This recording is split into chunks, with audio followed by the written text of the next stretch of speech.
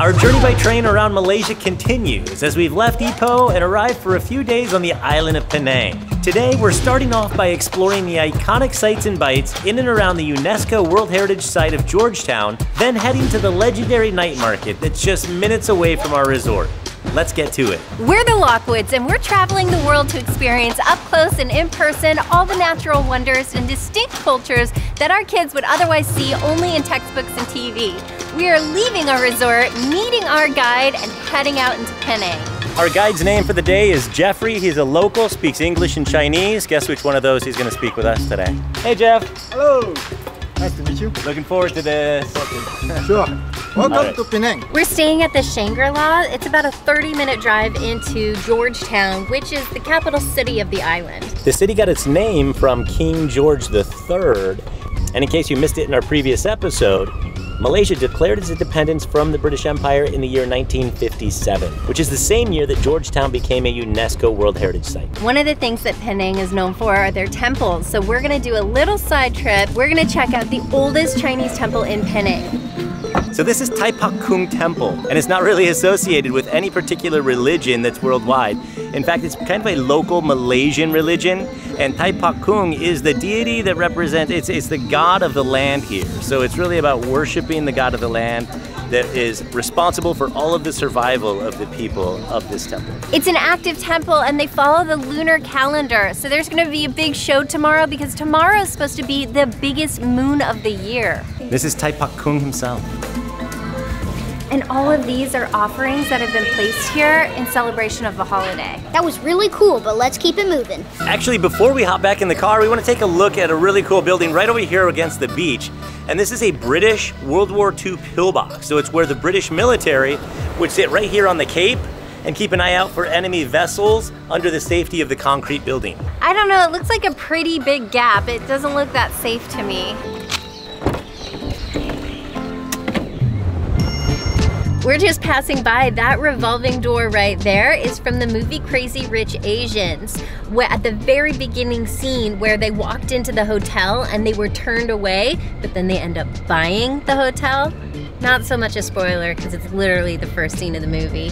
That was filmed right there. Supposedly taking place in London, but filmed here in Georgetown, Malaysia.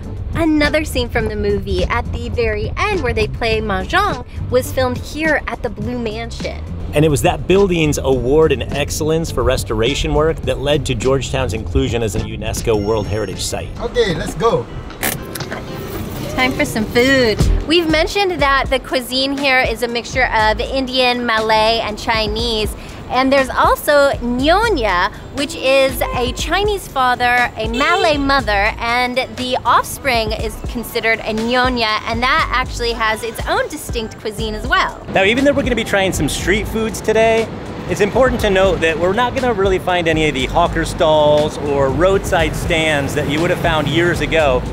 All of those operations have really been pushed into off-street markets. So we're gonna enjoy the same foods, just in a slightly different atmosphere. Nasi lemak. This is the national dish of Malaysia. It's coconut rice, fried chicken, egg, beans, sardines, a lot of different flavors. I'm gonna try a local drink. Tastes healthy. Tastes healthy. What is it called? I feel like I've had this. It's not bad, it just has a kick, and you have to taste like one sip at a time. Sour, tart, both. Lots of carrot, lots of vegetables. I wanna try a little sip. I love it. It's delicious. I think when he says carrot, he means celery maybe. There might be some celery. A little bit, it is a little bit sour, yeah. And it's just the right amount of sweet for me. I taste some lemongrass in there, maybe not even celery, just lemongrass. I like it. But I prefer to start my day off with a coffee. So this is local coffee. It's called Nanya coffee. Nanya coffee, it's all my coffee. And it's also pronounced copy. They don't pronounce the F, they use a P instead. Phil is telling me behind the camera, you probably heard it. Kopi, okay. It gets lighter and creamier as I mix it. So this is my Nanya Kopi. It's sweet, it already has sugar in it, and I almost feel like it's a mocha. Oh, that's really, really good. It does taste like a mocha. It's like got a chocolatey taste almost, probably just from all the sugar. I wonder if they used a condensed milk. Both condensed milk and creamer in this. A coffee lover has got to try it because it's very different. It's not like, oh, this tastes like coffee, this tastes like coffee. This has a distinct taste to it and it's really yummy.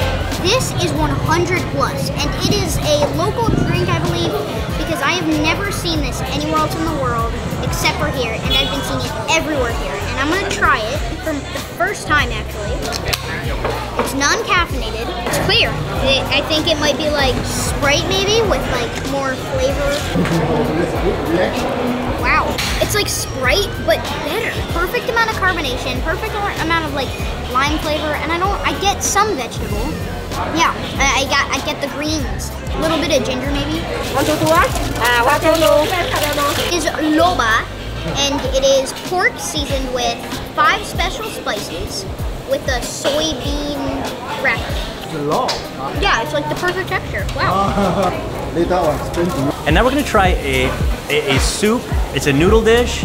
This one is called Hokkien Mi. Mi means noodle, and Hokkien is not only the dialect that's spoken all around Southeast Asia, but it is also the origin of this particular dish. So this one's got multiple types of noodles in it. It has prawns, it has hard-boiled egg, it has pork, and we got a few things in here to spice it up a bit because that's how we like to eat our soup. First thing I'm gonna do is put some of the spicy stuff on here, and I'm gonna get a little bit of everything.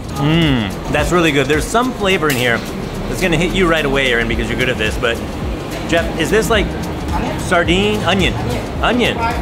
There's definitely like an almost eel-like seafood kind of flavor that I'm getting from this. That's a bit unexpected, but it's, could it be from the prawn? So of course that flavor is from the prawns because they don't just throw prawns in at the end. It's a really heavy stock where all of the shells from the prawns are cooked down in there, so you get all that flavor from the brains and the shells and the meats and the guts and everything. And it's phenomenal. It's like an extremely flavorful soup, like one of the best pho or ramens you would ever have. I'm gonna dump the rest of the spicy stuff in here and stir it around because we want as much spice as possible. That's how we roll. Phenomenal, out of this world. Top notch, top notch. So I think it's just fried tofu? Yep. Bean curd, which is fried tofu. I love tofu. Tofu is just busting. It's tofu. I mean, it's like fried tofu, which is good. I like tofu. We're gonna have to take him to Taiwan sometime so he can try stinky tofu. Our besties went there and they tried, it was like moldy stinky tofu. It was hilarious, it was awesome. You should check out their episode. I get to eat too! Food is like the song to my heart. I don't think that I could go living life without eating amazing food every day. I'm gonna use the technique of getting as much sauce as I can in the spoon part and then using the chopsticks to just hold the noodles and the veggies in the dish and take a bite with both utensils. Do I have any on my face? Love the spice. I feel like it's all over my face. Love the spice. Yes, so flavorful. And you get the shrimp, but it's not seafoody. It's got like girth to the flavor. Oh, it's so good. I love it. And the 2 different kind of noodles, perfect together. Match made in heaven. It's genius. Why did they even make you choose? I think the fish, what kind of fish? The mystery fish, you dip in the mystery spicy sauce. Good. It's like a spongy fish texture. I really want to try this prawn fritter because I love prawns and I love fritters. I mean, it looks like it's a really crispy little bite here. That piece alone has about 4, maybe 5 prawns in it. And I'm definitely gonna dip it in the spicy sauce because I think that's gonna be a great fit. Very satisfying, a different flavor than like a deep fried popcorn shrimp, which would be heavier breading. This one's very light, very crunchy, and much more of a seafood flavor. Let me try it with the other sauce. I actually like that one better. That was busted. Gonna take another little detour. This is the Penang Peranakan Mansion. And about a century ago, it was a vacation home for Chinese Captain or Kapitan Chong. In 2017, Prince Charles, now King Charles, and Camilla came and visited here as well. It's important when you go in the residence, you don't step in the threshold, the little doorway there, on the threshold. I just got our tickets to enter and they covered me in stickers. Why'd you get 2? I don't know. This is where Mr. Chong would have sat when he was having dinner. And what's really unique about this room is it was a very ancient security system setup where from this seat, you can see through the mirror on the right and the mirror on the left. It allows you to kind of see around the corner of what's outside of the entrance to the dining room. And this is how, as a mafia boss, he could keep tabs and ensure there was no eavesdropping or enemy people coming in to knock him off, I suppose. Babe, I think we need to do something like this in our dining room, actually. Yeah, just in case one of the kids want to take us out. I'm the mafia boss. You're the mafia boss? Maybe, you might be right. This room is kind of like a meeting room, and it has a lot of Western influence. They've imported a lot of marble from the West because he wanted to do business with the West. So he thought, I need a room to make them feel comfortable and make them want to do trade with me because they would feel more at home here. And the other room on the opposite side of the dining room is the fully Chinese room, and Jeff keeps calling it the opium room. Welcome to the opium den. And it literally was the opium den. You've got all of the paraphernalia over here to enhance the smoking experience. I mean, it's shelf after shelf after shelf. That was the residence. Now we're gonna see the ancestral home. Oh wow, smells of incense. An ancestral home is kind of like a shrine where the descendants and people who have passed away in the family can be honored, their photos, their names put up there so that they can be remembered and spiritually come back and visit maybe once a year. And here's the big man himself, or actually not so big because I think he's a couple inches shorter than I am right now, but he's also wearing these 3-inch platform shoes, and the statue is on a base that's another 3 inches tall, or whatever that is in centimeters. Really, few sites in all of Georgetown are as iconic and as essential to the culture of the island of Penang as this place. Now, if you caught our recent Kuala Lumpur street food episode, you're gonna remember that Aaron and I had a chance to try a sweet treat that's a local delicacy called cendol. It is a shaved ice-based dessert that's very similar to the Philippines halo-halo or Hawaiian shave ice. Brooklyn and Colt were off playing, so they didn't get to try it. So today we're gonna get some more in a somewhat different kind to see how they think it compares to those others. If you want to try cendol, this is the street to try it on. There are 2 street food carts that sell the very best cendol in all of Georgetown. So sometimes they'll bring buses here just so they can try the cendol. One has a long line, one has 0, but we still want to try one of each. Thank you. Cendol number 1. And now we're back standing in line for the second cendol. Yes. This one has all of the classic flavors. The sugar cane syrup, this is lychee, it's got corn, it's got pandan, jellies, but it has a lot more beans. So these are red beans that go with it. Colt, you be the first to try because he hasn't tried it yet. A lot of beans, and like shave ice, and a lot of beans. And we just got the second one. Brooklyn's gonna try this one first. It obviously has more condensed milk in it and a lot more pandan jelly. I like it. Yeah? Yeah. It's really good. I don't want to get a full scoop because if I get a full scoop, it's just beans and ice. Beans and ice. I just don't care for them. This one, the ice is actually pretty chunked together. Good, huh? Which one do you like better? Now, I definitely get some winter melon in there. A milk tea with a lot of like jellies, beans, and those rice noodles. That's really good. I like that one. And I love this one because it's a little more savory. So many more beans. It balances out all that sweetness. Corn in a dessert. So this, instead of the rice noodles, the pandan flavors are in these little balls. And this clear, whitish clear, jelly looking thing, that's lychee. Which is so, so sweet. You're the only one who had both. Which one do you like better? That one is awesome. It has some of the stuff that I like the most on earth. Milk tea, peanut butter, rice. This one tastes like cereal milk. Because this one has so much cane sugar and so much condensed milk. It's really good. I see why the kids are going crazy for this one. Is that the line or the no line? The line. And so the one with the longest line is everybody's favorite. Except me, I think I like the savory one that had no line. That had more beans in it. I think I like that one better. All right, if you guys are cooled off, let's hit the road. Aside from food, one of the biggest draws to Georgetown is its cultural art scene. And this mural behind me of the bicycle, the 2 siblings on the bicycle, is probably one of the most famous pieces of artwork or murals in the city.